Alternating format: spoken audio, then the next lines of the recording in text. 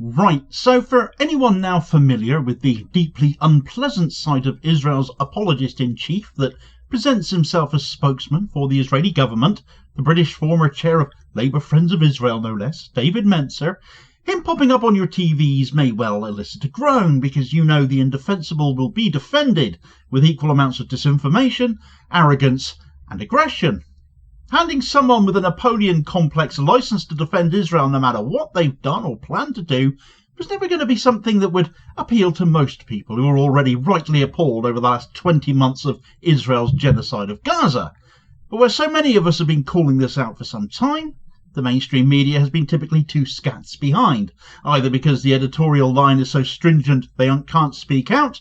For others, they may well fear their positions, given several well-known presenters have lost their jobs for daring to challenge an Israeli spokes or two, from Sangita Miska to even Gary Lineker and more besides. Therefore, you kind of hope Krishnan Guru-Murthy isn't going to get Linekered for what he has just done to Mencer here, because he triggered an absolute meltdown in Mencer, and it's 9 minutes of absolute gloriousness and shows mainstream media are capable of holding Israel to account, and all they have to offer in return are lies, accusations, and claims of being victimised. This is a masterclass in exposing Israel for the lies they spew, and if you're still in doubt, David Mencer, the Israeli government spokesman, flailing around like a drunk in a kebab shop doorway, really ought to do just that. Hamas were taking the aid, profiting the aid. You know, they were charging poor, hungry Gazans to get this food. We're divorcing the two subjects of Hamas and aid distribution to allow hungry Gazans to get the food directly, to be able to feed their families in an orderly way. Now, to the event this morning, Tuesday, the IDF have said that as crowds move along the designated routes towards a humanitarian aid distribution point in northern Gaza, Israeli soldiers identified several of those people. They left the approved access route. The incident occurred approximately 500 meters, half a kilometer from the distribution site. And after issuing warnings, audio, verbal warnings, warning shots were fired in the air, and unfortunately, some of these suspects continued advancing towards our troops in a threatening manner, and so further fire was directed near. No, where there are people desperate for food, we want them to get the food. That's the whole point. That's the whole point. We're trying to get the food to the individuals. Hamas, were they armed? The IDF will be able to answer that question directly, but let me tell you, our intention is to get as much food to ordinary Gazans. In the video of the incident on Sunday, the IDF have already released that video, and it showed as clear as daylight. That's a totally separate incident, David. Right, but this is very, very important to put this into context. That's a totally separate incident in a different place. No, it's not. And there's separate. No evidence that was even Hamas. It's 2 days before. It's 2 days before, and these are Hamas gunmen firing on their own people, Krishnan. You don't know that. Why they're doing that? There's no evidence for that. And it's in a totally separate incident. Video. Let's keep it to what happened this morning. Let's keep it to what happened this morning. Was anybody armed? Did anybody fire at the IDF? We can't separate the two. We can't separate the two. Now, the IDF said they were advancing in a threatening manner, and obviously they felt their lives were under threat. The IDF operates under international law, not Channel 4 law, international law. And that's why it's very important. The details of this case are very important. Now, the IDF is aware of these reports and also of casualties, and they are reviewing the incident. But look, a couple of things are clear. We are not preventing the arrival of Gazans. The opposite. We want more humanitarian aid sites, and we want more Gazans to collect that food. We're encouraging it. Now, these warning shots were fired David, away from the aid distribution. Twice now, desperate people who have been starved for weeks have been shot at while trying to collect aid. You are terrifying the population of Gaza even more. They're too scared now to go to collection points because they know they could be shot at by the IDF. So that is precisely the Hamas rhetoric that they want you to publish. It's the fact of what's happened. Israel more than 50 people are dead. No, that's not the facts, Krishnan. You have got the facts wrong, because we've already shown you video of Hamas firing on their own people, because this is the last hand. Yes, we have. We released it on Sunday evening. That is a totally spurious video. It's a spurious video of a different incident What, the video in a of different Hamas place. firing? No, the video of Hamas firing on their own people trying to get hold of aid is spurious, is it? I think You have it's no precisely the evidence point. that that was Hamas or it was at the same incident. Okay, that's slightly ridiculous. Sometimes, Christian, you actually advocate for Hamas, and I must say it's bizarre. No, that's because offensive, Hamas are a David. And you really shouldn't say things It is like that. offensive to It's Israel. just attacking the media. It is offensive to and Israel. It's a talking point, and it just shows you're avoiding the question. The question is... I'm not avoiding the question. This aid I'm operation precisely that you arguing are... This aid operation that you are operating now is ineffective. The UN one worked, The opposite and you have is stopped true. the UN distributing aid. The opposite is true. It was the UN who were The distributing aid, opposite. not Hamas. The opposite is true, Christian. Over 7 million meals have been delivered in 1 week. Aid is reaching civilians, but not Hamas. This is their last hand. Hamas's The last ones you hand don't on kill. the neck of the last hand on the neck of Gaza's people. We're breaking that link. We've even produced a woman-only aid lane, which was launched today, which is protecting vulnerable populations amongst Gazans. Look, reports where there are injuries are going to be investigated, but we've shown already with video Hamas doesn't want this to work. David. They're not just Hamas injuries. doesn't. I mean, there's a pattern here, is the trouble, of Christian. you saying things and Israel saying things that turn out later to be untrue. And that's clearly what's happening here as well. So that is what Hamas wants you to think. We have developed It's a the new fact. system to separate. No, it's not the fact. The facts are that 7 million meals have been given to hungry Gazans. That's the facts. Over 7 million meals delivered in 1 week. That never happened under the former system because Hamas stole the aid. Then they extorted their own people. They charged them money. No Gazan should be charged money for aid which they deserve, which is due to them because they are hungry. Hamas was using those funds to sustain this war. Most We're aid breaking that was link. given out We're by the breaking that United link. Nations, and people were not being charged for it. Now the United Most Nations Secretary aid General, was stolen. who is a man who's Most respected aid all was over stolen. the world, He's not respected. has called for He's an not independent respected. investigation. No, I'm sorry. Will The UN you is allow not an respected. independent investigation? It No, is the UN around is most not of the world, respected. maybe not in Israel. So Every are you rejecting single an independent Gazan investigation? terrorist, every single Hamas terrorist which attacked us on October the 7th was a graduate of a United Nations education. Now, you cannot tell me that the UN is a respected organization. They have unfortunately perpetuated this conflict. They should be humanitarian. Well, you may we not want them to be respect the UN, humanitarian. but are you we have begged rejecting- them. We have begged is them not to be just the UN humanitarian. calling for this. But they Are you they wish to rejecting an sustain independent Hamas's investigation? leadership. They wish to Are sustain you Hamas's rejecting an leadership, independent and we investigation? are not. Listen, when the British Army is accused of doing misdemeanors, there is no independent investigation. There is an internal investigation. Two wrongs That's don't what make a all right. democracies do. No, because it's double standards, Krishnan. That's what you're guilty of. Different rules apply to Israel. Is it because we're Jewish? Christian, is that why you think there are special rules which apply to this country, the only Jewish country in the entire world? No, I'm saying there are calls this country all around is the being world demonized. for independent This country investigation. is being Because you this won't country allow is the press being in, you won't allow precisely what international Britain wouldn't do. organisations in, Precisely, and you are that's judging not true. yourselves. International That's why they have organisations, no we credibility.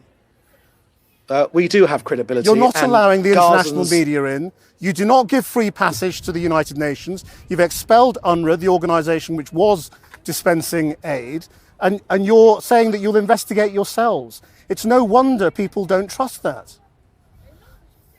So we're not interested in your trust. Our priority is getting our hostages home, Christian. That's what we care about. We're not sending journalists in. We want to get our hostages out. That's what we care about. Now, real journalists enter Gaza with the IDF. Hamas journalists never leave. And many of these so-called journalists who have been killed in Gaza. and escort around Gaza. Yeah. Many Most of these real so-called journalists from outside in Israel are Gaza- not allowed into Gaza. Let us in. Right, so we Why want to won't you get let us our in? hostages. We want to get our hostages out, and rather than you in, Christian. That's our priority. Maybe your You priority don't want us to is see to get what into you're doing. Gaza. That's the truth. Okay, so the story's on every single screen across the world. So this nonsense, this canard of it's not story's but not getting out checked there. by the international media, and it allows you Right. to say what's coming out of Every- Gaza is untrue. So you stop we us are, going in, and you dismiss what's coming out, And so you can carry on saying whatever you want, and you won't allow any independent investigation or scrutiny. Look, when it comes to journalists, we are a free country, we are a free society, we have the most open media of anywhere, hundreds of miles in any direction. But unfortunately, an independent journalist in media, in Gaza, gets killed. Because if you put out anything hostile to Hamas, you get killed in Gaza. That's the reality. It's the Israelis who have a record of killing journalists, whether it's Shireen Abu Akleh or James Miller or others. That's an appalling, many so-called journalists in Gaza are actually, unfortunately, these are facts that many of these so-called journalists are just Hamas operatives with press vests. Just check their social media. It's full of praise for Hamas for the simple reason that if you're a journalist in Gaza and you put out anything hostile to Hamas, you get murdered. Our priority is getting our hostages out, not your journalists in. David Mencer, thank you very much for your time. Good to be with you. Right, so that was absolutely a longer clip than I would usually tend to use in one of my videos, but I hope you agree it was worth it, because it might be one of the most singularly damaging interviews to Israel they've yet taken part in, and that David Mencer was the one falling apart was a delicious dose of karma in my view, given how typically odious he always seems to be. And I commend Krishnan for keeping it calm and collected whilst absolutely hammering him with questions he was desperate to avoid answering. When he finally forced to, only ended up making matters even worse for himself. What unfolded there was not merely a tense exchange, it was a devastating exposure of the Israeli government's failing justifications for its actions in Gaza. Mencer's evasions, his contradictions, his inflammatory accusations laid bare the crumbling edifice of Israel's narrative now. The propaganda no longer works, particularly concerning the humanitarian catastrophe surrounding those supposed aid deliveries and assignments in Gaza. Mencer attempted to justify Israel's actions by alleging that Hamas was stealing aid and charging civilians for it. However, reports have surfaced, as I've covered in recent videos, indicating that Israel have been employing terror gangs in Gaza, including individuals linked to ISIS, who are actually stealing the aid, and that they have been charging people for it too. This was a point that was raised by the chair of Euromed human rights monitor Rami Abdu just the other day, where he stated that anyone who attempted to take a bag of flour without paying 100 shekels, so about $30, was shot at or beaten by the gang, and they were backed by the occupation army while they did it. This was actually the truth behind the video Mencer kept citing, which Krishnan repeatedly debunked as from another incident in another place, which it was. From the get-go, then, Mencer's claims were completely undermined by known facts, which throughout he refuted and refused to acknowledge, kept saying that is the Hamas line, that is what Hamas wants you to think, and so it legitimately raises serious questions about the integrity of Israel's aid distribution mechanisms, the GHF, that it's a sham and people are dying trying to collect aid from them. A choice between risking that or dying of starvation instead is what Israel are presiding over. Mencer further claimed that Hamas had control over aid distribution previously, necessitating a divorce, as he put it, between aid and Hamas.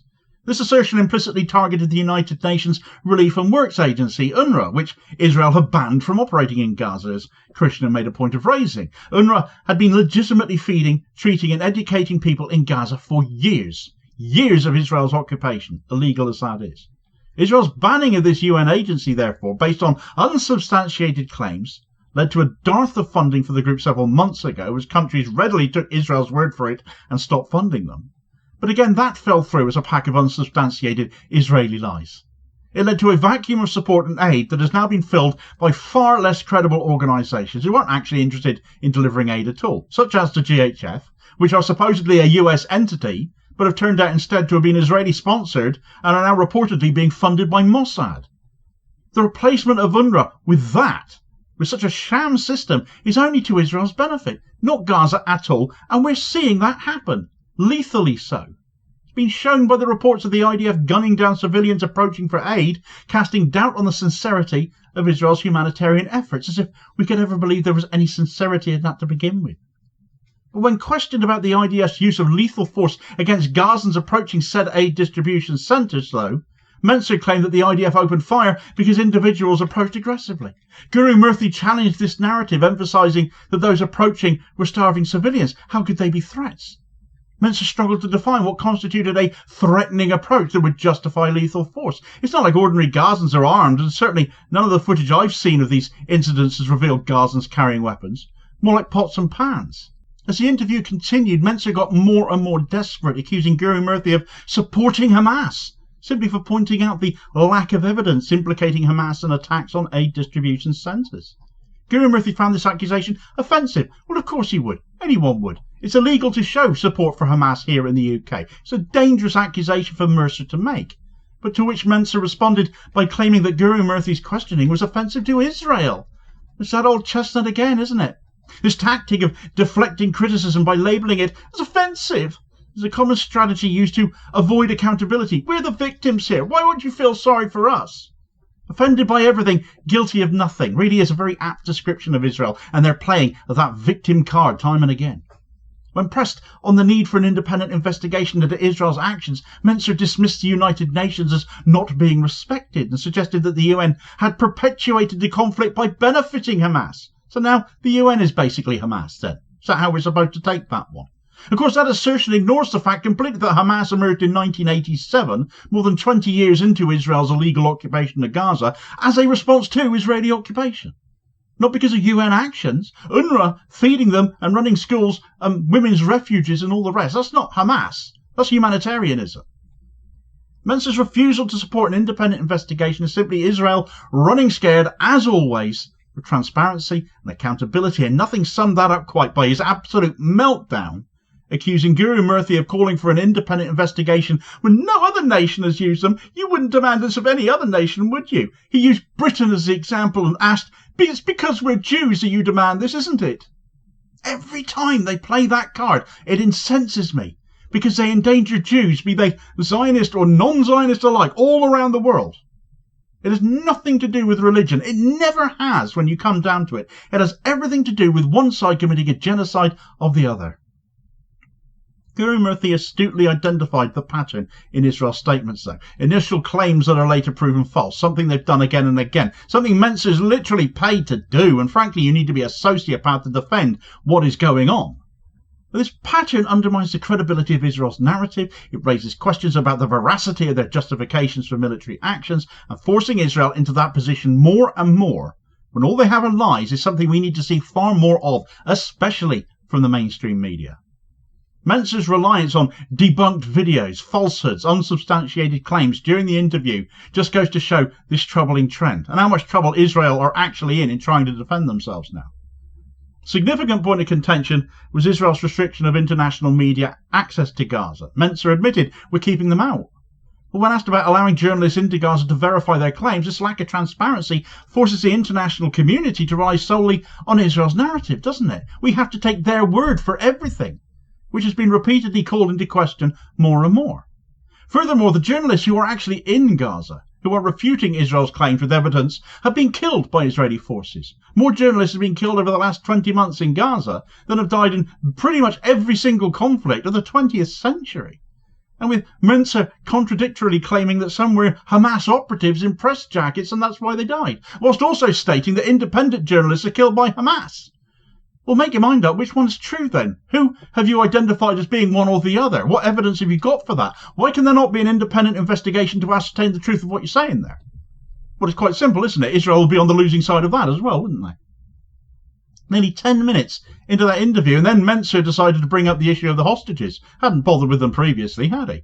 Stating, we just want our hostages back. This sudden shift in focus is just a blatant diversion from the pressing issue of the humanitarian crisis in Gaza and the killing of people seeking aid. If the return of hostages were truly the primary concern, then Israel wouldn't be conducting actions up and down Gaza that's killed more of their hostages than they've saved. Israel might have maintained the ceasefire that was facilitating their release quite amiably just a few months ago. A ceasefire and prisoner exchanges that were happening perfectly well. But it was Israel that collapsed that, let's not forget, for no more reason than to keep Benjamin Netanyahu's psychotic backside in power. Mencer's evasions, his contradictions, his reliance on misinformation just highlight the need for critical engagement with official narratives, and for once we've seen it come from mainstream media here. Krishnan Guru-Murthy just gave a masterclass in it, actually. I can't praise him highly enough for this interview. We need far more of this. I want to see more of this. And any journalist in the MSM not doing so will be compared to this, frankly, and they deserve to be, and critiqued accordingly. As the humanitarian crisis in Gaza continues, it's imperative for more and more of us to demand transparency, support independent investigations, advocate for the protections of civilians and aid workers. The aid distribution is a sham. It's just a further extension of the genocide under Israel, and Mencer fell apart because no amount of Zionist spin and lies can save them from the position they are now in. The only way aid is going to get to the people that need it is the immediate reinstatement of UNRWA, along with peacekeeping forces to keep Israel away from any further involvement and interference. For more on the explosive testimony of Rami Abdu amidst those aid distribution centre attacks now being called Witkoff massacres, get all the details of that story in this video recommendation here as your suggested next watch. Please do also hit like, share and subscribe if you haven't done so already, so as to ensure you don't miss out on all new daily content, as well as spreading the word and helping to support the channel at the same time, which is very much appreciated, holding power to account for ordinary working class people, and I will hopefully catch you on the next video. Cheers, folks.